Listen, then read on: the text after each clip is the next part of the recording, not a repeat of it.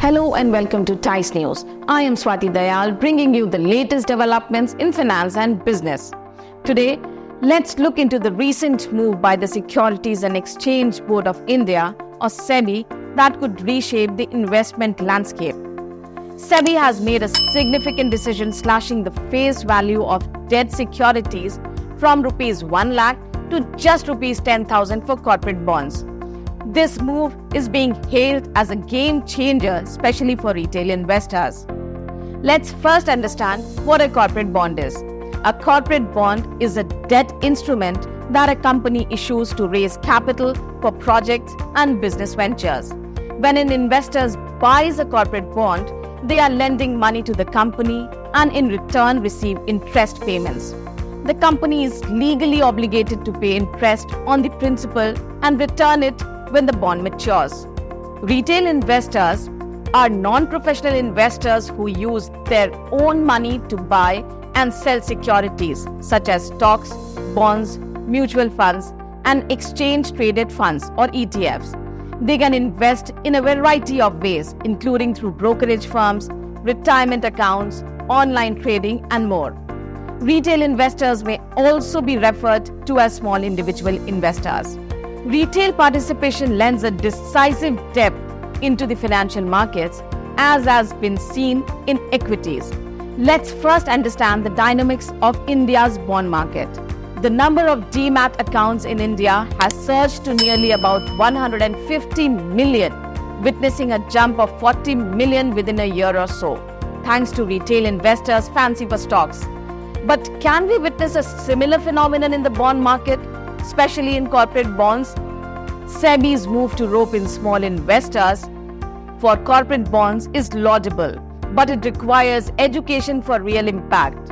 Reduction in the face value of corporate bonds from Rs 1 lakh to Rs 10,000 can bring the debt market within the reach of small investors, not only helping them get better returns on their savings, but also deepening the bond market with retail participation. In October 2022, SEBI reduced the face value of corporate bonds to Rs 1 lakh from Rs 10 lakh. Currently, over 90% of issued corporate debt is privately placed.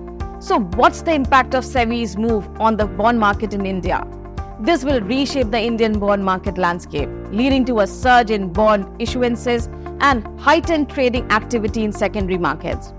However, investors need to be aware of the risks involved, especially with corporate bonds.